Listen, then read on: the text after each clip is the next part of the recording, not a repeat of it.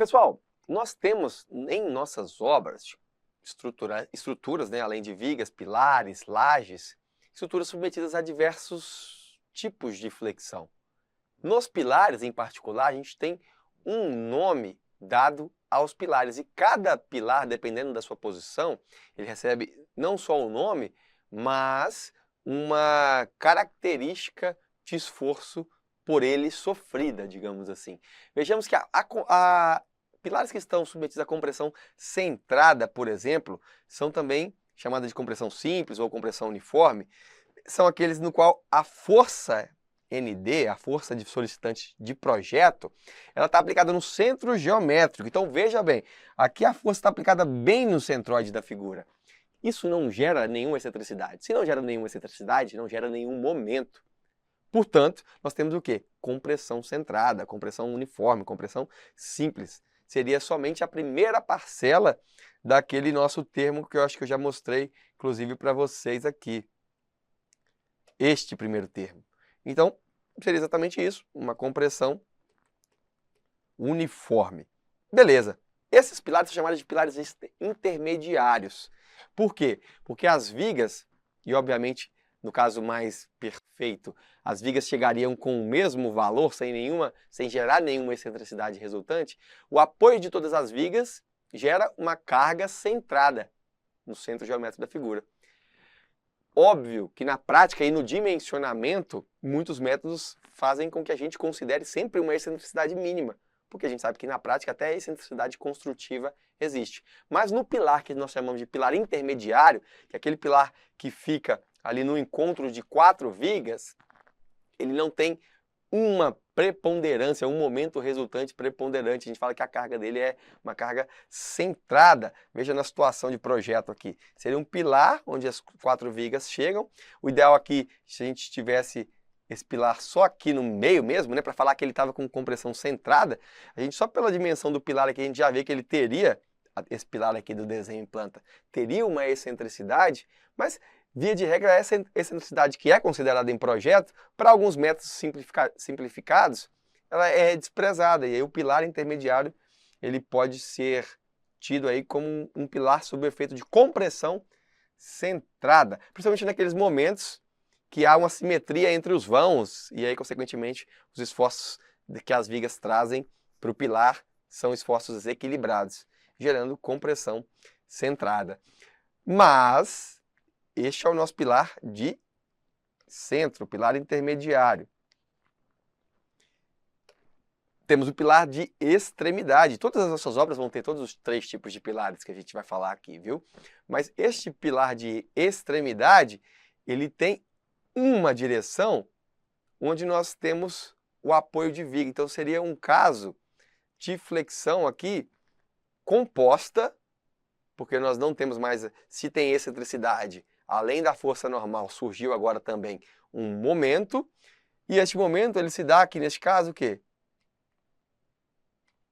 Um momento resultante em torno de um outro eixo. Um dos termos gera momento resultante. Então, essa viga, uma das vigas, né, não um dos termos, ele é travado, ele é um dos comuns, ele é travado em 3 faces que geram um momento resultante no pilar. Flexocompressão, neste caso, por quê? Reta. Porque ela se dá em torno de um eixo principal de inércia. Lembra? Essa flexão ela se dá em torno de um eixo que passa, neste caso aqui, paralelo ao eixo principal de inércia, aqui, ó. Adotando aqui o meu eixo Y como eixo principal de inércia. A linha neutra é que não vai passar em cima do eixo. Por quê? Porque eu tenho a força normal. Mas a flexão se dá em torno de um eixo principal de inércia. A gente utiliza para resolver esses problemas de pilar de extremidade, que estão submetidos à flexão composta reta, os ábacos, né? Tem um ábaco, inclusive, ábaco de Venturini, que tem quase que o meu sobrenome, né? Mas é um ábaco utilizado para dimensionar a flexocompressão de pilares, de flexocompressão reta. Agora, a flexão composta oblíqua, eu tenho agora excentricidade em relação a 2 eixos, em 2 direções principais de inércia. Então, eu posso falar que o momento resultante dessa excentricidade, ele gira ou causa a rotação da seção transversal em torno de uma direção qualquer, de um eixo qualquer. Eu tenho que decompô-lo em torno dos eixos principais de inércia para conseguir resolver o problema.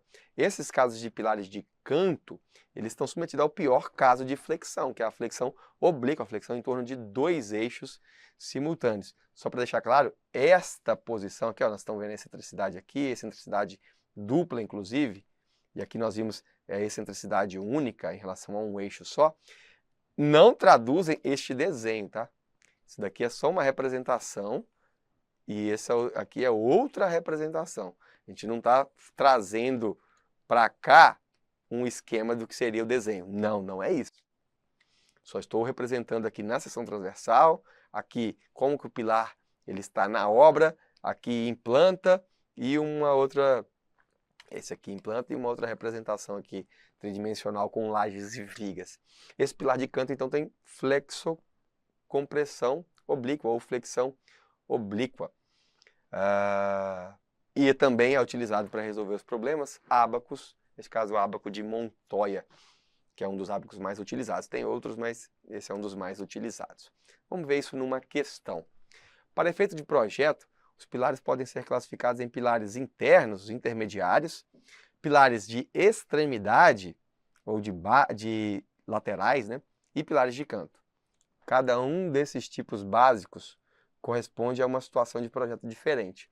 Assinale a alternativa correta quanto à classificação relativa à situação de projeto dos pilares P3, P5 e P6. Vamos lá. Gente, P3 é um pilar de canto. Clássico ali, flexão composta oblíqua. Temos momento, temos força normal e ainda fora dos eixos principais de inércia. Excentricidade do pilar de canto, tá aqui. P3, P3, P3 de canto. Corto já A e D e E. Vamos ver P5. P5 aqui, ó, é um pilar intermédio, pilar de extremidade. Por que é um pilar de extremidade? A gente viu aqui que eles têm momento ou excentricidade em torno de uma direção, que é o caso, opa, até passei aqui, é o caso do pilar de extremidade, 3 vigas se apoiam sobre ele. E o P6 é um pilar interno, aí vocês já viram aqui, né, que é um pilar interno. Mas veja que nem sempre a situação que eu mostro para vocês, onde o pilar recebe 4 vigas, é a única solução de pilar interno. Se eu tiro uma delas, aí eu mudo. Mas se eu tiro as duas, continua sendo um pilar interno, ou seja, é um pilar que está sob efeito de compressão centrada. Ou, pelo menos, numa análise simplificada, compressão centrada. Fundatec aqui agora. Estruturas de concreto armado geralmente possuem pilares de canto, de extremidade e intermediários. Sobre o pilar de canto ilustrado na figura 1 abaixo, analise as assertivas que se seguem. 1.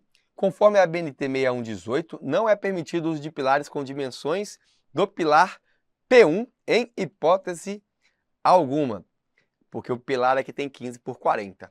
Não é objeto do nosso estudo, mas está errado, porque os pilares eles podem ser menores ali, eles podem ter até 14 centímetros, é ideal que seja maior que 19, mas com 14 centímetros a norma ainda permite.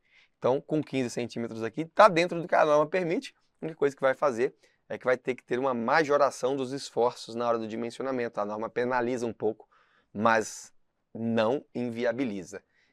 Isso aqui está errado. O pilar apresenta maior rigidez em relação ao momento imposto pela viga V2. Tá certo, ele tem maior inércia, né, em relação a esse eixo aqui, digamos, XX, portanto, tem mais rigidez em relação ao momento que a viga V2 ocasiona sobre ele. P1 está submetido a uma situação de projeto à flexão composta normal. Opa, flexão composta, momento e carga axial. Mas aqui, o momento se dá em torno dos eixos principais de inércia. Então, aliás, na verdade, o momento não, né? Eu tenho excentricidade duplas, então ele se dá em torno de um eixo qualquer, e não dos principais de inércia. Caso aqui, flexão composta oblíqua. Oblíqua, e não normal. E não reta. O índice de esbeltez máximo que a BNT 6118 permite para os pilares é 200, exceto para pilares pouco comprimidos, onde a esbeltez pode ser maior que 200. Isso a gente ainda não viu, embora esteja correto, né? A regra é que a esbeltez para as estruturas de concreto dos pilares seja menor que 200, mas em casos onde a tensão ali de cálculo não fica menos de 10% da tensão resistente, a gente pode ter um pouco mais de esbeltez. Por isso, o gabarito letra C. Está aqui o nosso gabarito. Vamos falar agora de núcleo central de inércia. Vou rodar a vinheta e a gente fala sobre mais esse tema de flexão.